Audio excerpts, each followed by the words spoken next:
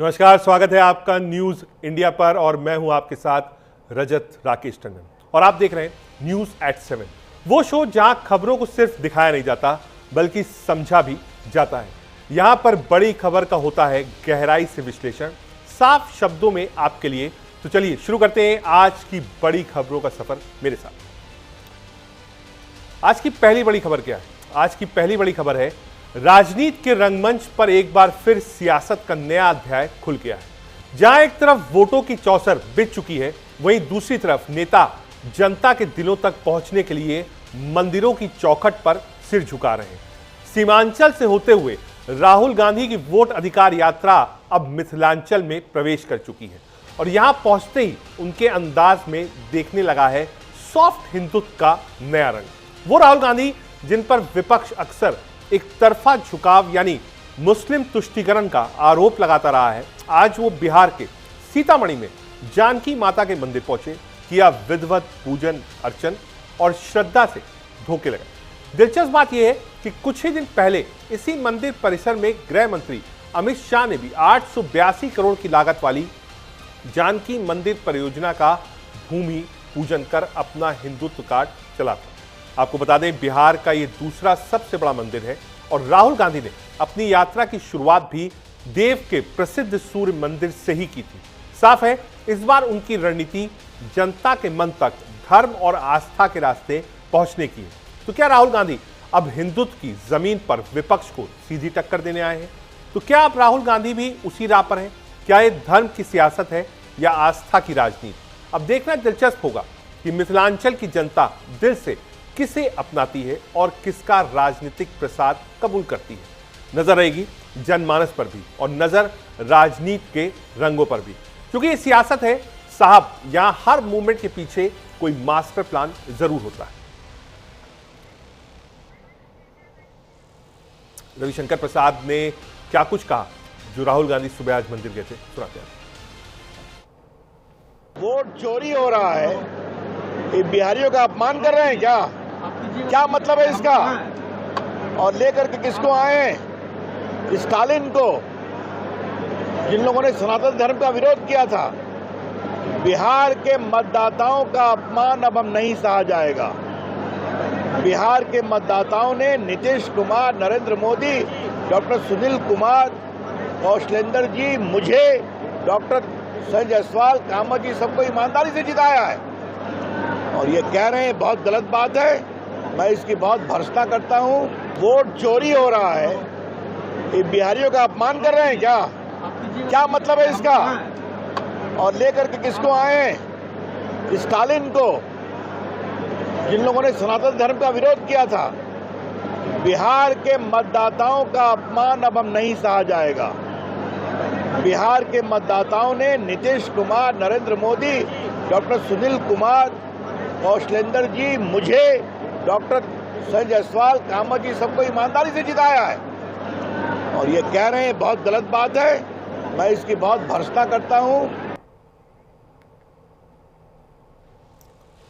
वहीं राजनीति के मैदान में आज वो हुआ जो लोकतंत्र के माथे पर कलंक की कालिक बनकर उभरा है। बिहार के दरभंगा से आई ये तस्वीरें न सिर्फ चौंकाती हैं बल्कि पूरे देश को शर्मसार कर देती हैं। जी हां, महागठबंधन के मंच से खुलेआम देश के प्रधानमंत्री को गालियां दी गई, वो भी उस शख्स को जो देश के सर्वोच्च संवैधानिक पद पर बैठा है। और ये कोई गलती नहीं थी, ये एक सुनियोजित आयोजन था। मंच यूथ कांग्रेस का था और जुबान पर जहर था।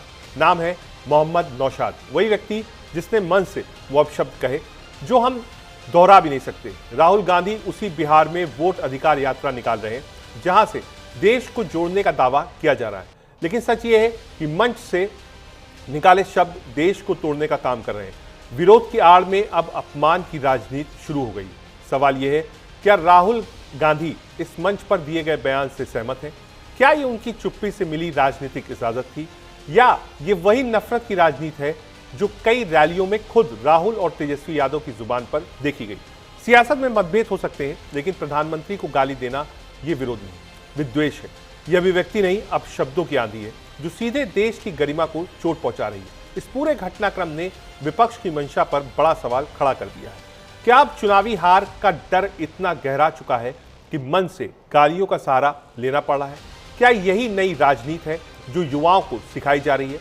आज देश का हर नागरिक पूछ रहा है, क्या ये मंच सिर्फ वोट अधिकार की यात्रा है या फिर अपमान अधिकार की रणनीति? आपको बता दें, प्रधानमंत्री को गाली देते हैं वो लोकतंत्र को नहीं, पूरे भारत को गाली देते हैं। अब गेंद राहुल गांधी के पाले में है, क्या वो माफी मांगेंगे या फिर वही पुरानी बात कहेंगे? जनता पूछ रही है, क्या इतना नीचे गिर चुकी है हमारी राजनीति? पक्ष और विपक्ष ने क्या कहा इस सब पर, सुनाते हैं। उन्होंने दशकों तक बिहार में वोट चोरी की, बम, बंदूक और लाठी के आधार पे गरीबों की वोट को लूटा, वही आज वोट चोरी के बारे में ज्यादा चिल्ला रहे हैं। ये लोग फ्रस्ट्रेटेड हो चुके हैं। आज तो सारे हद पार किए। इन्होंने देश की लोकप्रिय प्रधानमंत्री नरेंद्र मोदी जी के नाम लेके अपशब्द कहे, गाली गोलस किए। क्या यही उनकी राजनीतिक आदर्श है? ये सामंतवादी लोग हैं। इनकी पैर के नीचे से जमीन जा चुकी है, बौखला गए हैं।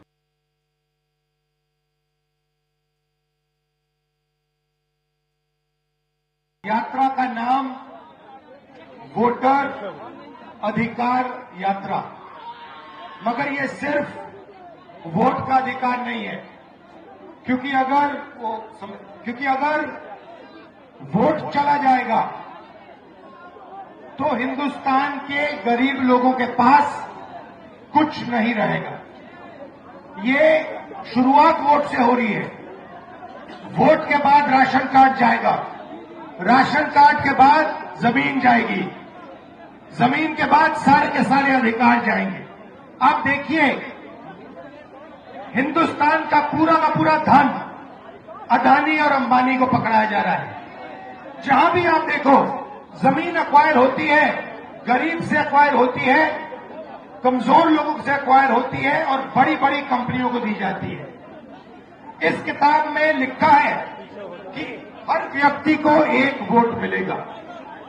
और महाराष्ट्र में हमने इनकी चोरी पकड़ी, कर्नाटक में इनकी चोरी पकड़ी, हरियाणा में इनकी चोरी पकड़ी। महाराष्ट्र में चुनाव होता है, लोकसभा में हम जीतते हैं, हमारी मेजॉरिटी आती है। 4 महीने बाद वही जगह, उसी स्टेट में, उसी महाराष्ट्र में चुनाव होता है और हमारा गठबंधन दिखाई नहीं देता। जिस गठबंधन ने लोकसभा में जीत पाई, वो गठबंधन 4 महीने बाद गायब हो जाता है। हमने इलेक्शन कमीशन से सवाल पूछा कि ये जो नए वोटर आए हैं, जैसे यहां पे 65 लाख लोगों को काटा है, जोड़ेंगे भी? या ये मत सोचिए सिर्फ काट रहे हैं, ये जोड़ेंगे भी, फेक वोटर जोड़ने का काम भी करेंगे। कुछ जानकारी आपको देते हैं। राहुल गांधी की यात्रा में प्रधानमंत्री मोदी को गाली दी गई। दरभंगा में रैली के दौरान दी गई गाली। रैली के मंच से प्रधानमंत्री मोदी को कहे गए अपशब्द। दरभंगा के अतरबेल में थी राहुल गांधी की रैली। यूथ कांग्रेस के नौशाद ने कराया था यह कार्यक्रम। क्या कुछ कहना है तेजस्वी यादव का, इस पर सुनाते हैं। इस्तेमाल करते हैं, राजनीति में मतभेद होंगे और वो स्वाभाविक हैं। और भारत जैसे लोकतंत्र में, जहां पे इतनी विविधताएं हैं, जहां पे इतने राजनीतिक दल हैं, हर किसी का अपना पक्ष होगा, हर किसी का अपना मत होगा। पर अगर मतभेद की परिभाषा शब्दों की मर्यादा को गिराना है, तो ये कतई भारत जैसे लोकतंत्र के लिए उचित नहीं है और मैं कतई इसको स्वीकार नहीं करता हूं। मैंने हमेशा कहा है कि राजनीति में भाषा की मर्यादा का पालन करना होगा और भारतीय भाषाओं की खूबसूरती है भैया। इतना बढ़िया शब्दकोश है भारत की हर भाषाओं के पास कि आप बड़े से बड़े विवादित विषय को बड़े से तीखा वार आप मर्यादित शब्दों में कर सकते हैं। पर इस तरीके से गाली गलौज करना, वो भी देश के प्रधानमंत्री के लिए, ये कतई कोई स्वीकार नहीं कर सकता है। भाई मेरे प्रधानमंत्री हैं, वो हमारे देश के प्रधानमंत्री हैं। वो अगर आपको उनके किसी विषय को लेकर ऐतराज भी है तो आप अपने पक्ष को रखिए ना, पर मर्यादित होकर उस पक्ष को रखिए। आप हमारी नीतियों को लेकर हमें घेरने का काम कीजिए, आप हमारे कार्यों को लेकर हमें घेरने का काम कीजिए, पर यह कौन सी परंपरा की शुरुआत है कि आप गाली गलौज करेंगे? इसको कतई कहीं नहीं स्वीकार किया जा सकता। और कांग्रेस जैसी पार्टी, जो कि देश की सबसे पुरानी पार्टियों में से एक है, कांग्रेस जैसी पार्टियों के रहते हुए इस तरीके की भाषा का इस्तेमाल किया जा रहा है। और किस तरीके का गाली गलौज, मतलब ये गली में नुक्कड़ के गुंडे ऐसी भाषा का इस्तेमाल नहीं करते।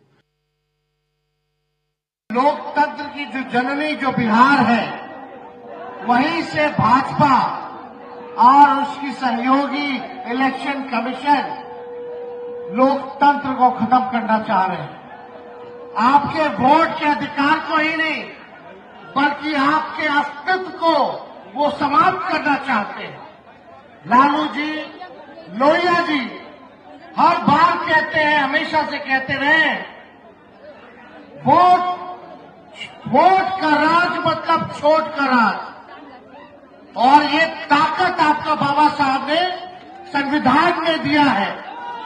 आपके वोट की जो शक्ति है, जो ताकत है, वो आप लोग अंदाजा नहीं लगा सकते कितनी बड़ी ताकत आप लोगों को बाबा साहब ने देने का काम किया है। इसी ताकत से जनता जो है वो मालिक है और हम सब लोग जो है उसके सेवक हैं। लेकिन नरेंद्र मोदी जी क्या करना चाहते हैं? वो चाहते हैं कि लोकतंत्र को खत्म करके राजतंत्र को जो है स्थापित किया जाए। यानी राजा होगा और प्रजा होगी, जो राजा कहेगा वही प्रजा करेगी। लेकिन लोकतंत्र में जो प्रजा चाहता है वही, चाहे प्रधानमंत्री हो या मुख्यमंत्री हो, उसको वही काम जनता के लिए करना पड़ता है। तो आप सब लोग होशमंद लोग हैं, आप सब लोगों को कहना चाहते हैं कि अपनी वोट की हिफाजत कीजिए। आप वादा कीजिए, कई लोगों का, कई रिश्तेदारों का नाम कटा होगा, कटा है तो हाथ उठाइए। कितने लोगों का परिवार में? कई लोगों का। इतने लोग हाथ उठा रहे हैं, तो ये लोग बेईमान है कि नहीं है? बेईमानों को 700 खाट फेंकना कि नहीं फेंकना?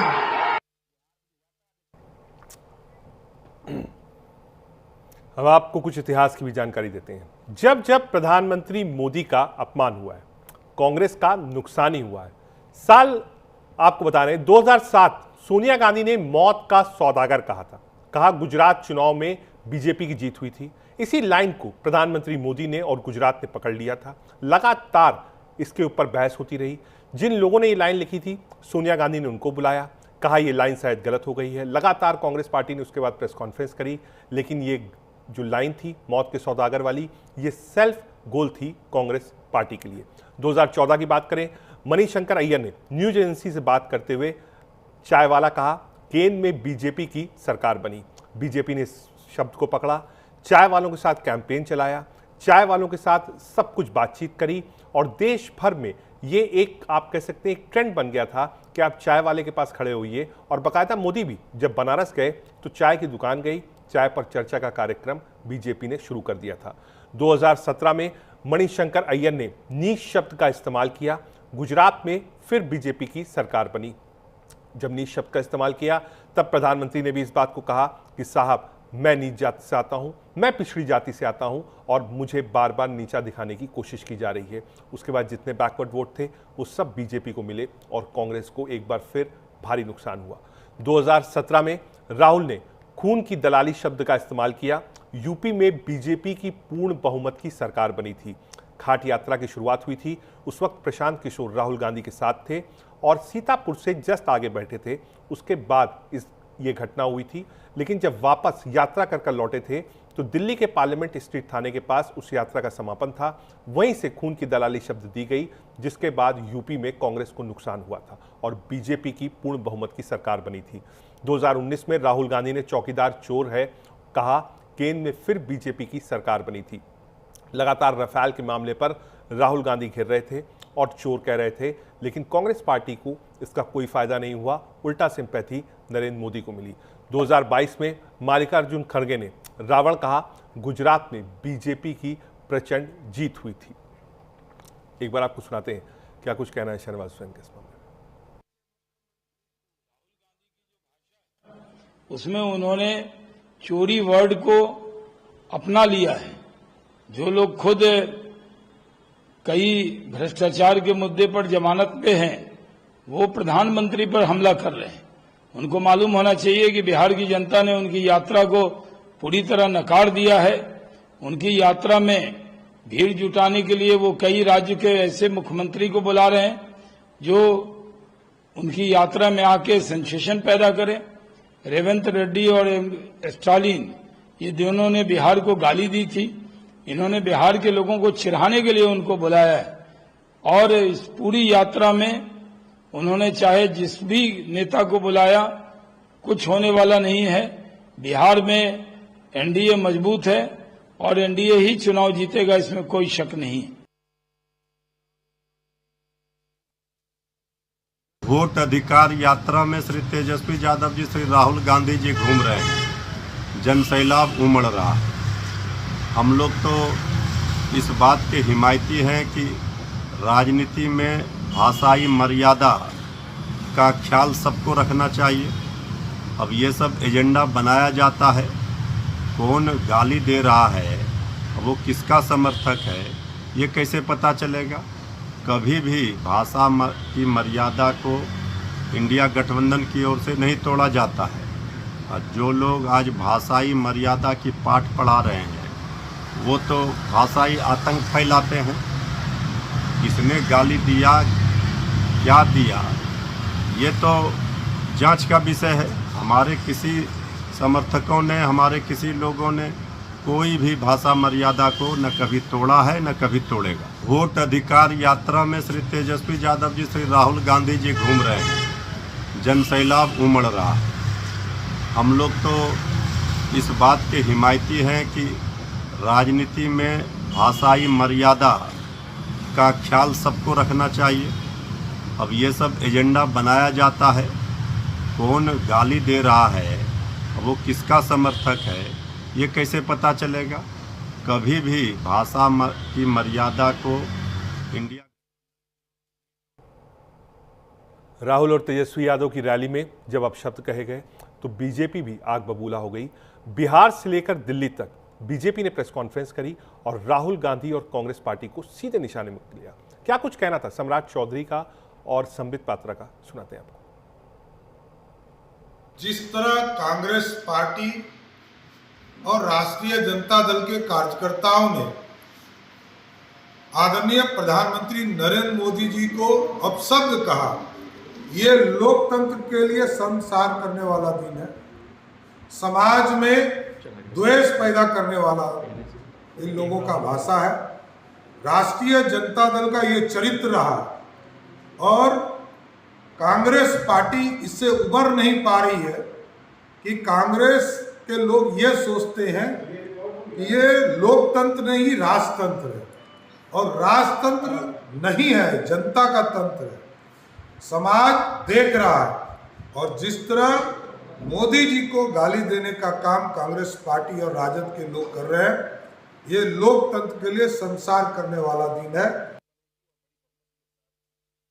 जिस प्रकार से एक यात्रा चल रही है बिहार में और उस यात्रा में जिस प्रकार की भाषा का प्रयोग हो रहा है, बड़े दुख के साथ इस प्रेस कॉन्फ्रेंस को मैं संबोधित कर रहा हूं। दुख के साथ इसलिए क्योंकि स्वाभाविक है, लोकतंत्र में एक मर्यादा होता है। लोकतंत्र में मुझे याद आता है सुषमा जी की वो बातें जब उन्होंने सदन में कहा था कि हम शत्रु नहीं हैं, हम विरोधी हैं, विचारधारा के विरोधी हैं, हम शत्रु नहीं हैं। और किस प्रकार की भाषा का प्रयोग हमारे नेता करते रहे हैं, ये हमने देखा है। और आज जब भाषा की मर्यादा तार तार हो रही है, आज जब माननीय प्रधानमंत्री जी और प्रधानमंत्री जी की 100 वर्ष की मां, जो आज हमारे बीच में नहीं है, जिनका लगभग 100 वर्ष की आयु में स्वर्गारोहण हुआ, उनके ऊपर जिस प्रकार की कटुता, जिस प्रकार की अश्लीलता और जिस प्रकार की भाषा का प्रयोग किया गया है, मुझे लगता है शर्मसार आज उस पार्टी को होना चाहिए जो पार्टी कभी अपने आप को भारत में स्वतंत्रता संग्राम से जोड़ती थी। वह पार्टी जो अपने आप को स्वतंत्रता संग्राम से जोड़ती थी, वो गांधी जी की पार्टी थी। और आज जो स्वतंत्रता संग्राम से अपने आप को तथाकथित रूप से जोड़ती है, मगर आज गाली वाली पार्टी बन गई है, वो महात्मा गांधी जी की पार्टी नहीं है।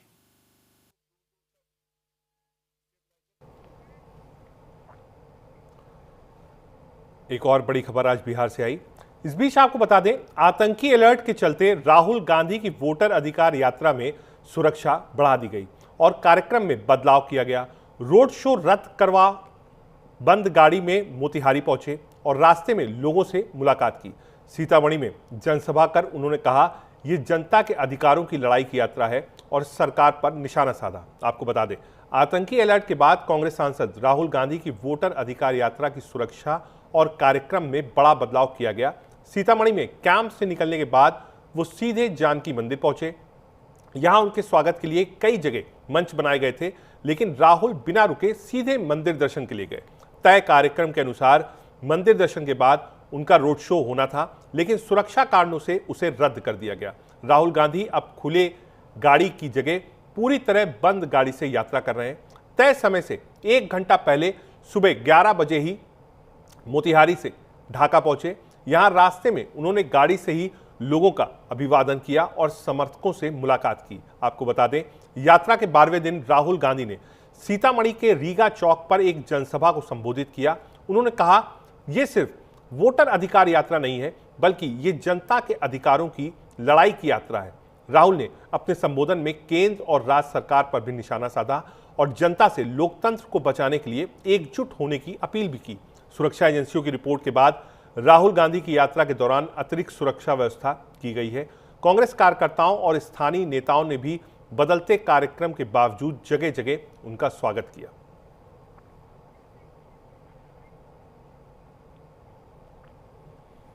आगे आपको बताएंगे कि आखिर ट्रंप के एडवाइजर ने भारत पर निशाना क्यों साधा है। प्रधानमंत्री मोदी जापान और चाइना जा रहे हैं, क्या कुछ मिलेगा भारत को। लेकिन एक छोटा सा कमर्शियल ब्रेक, कहीं मत जाइएगा।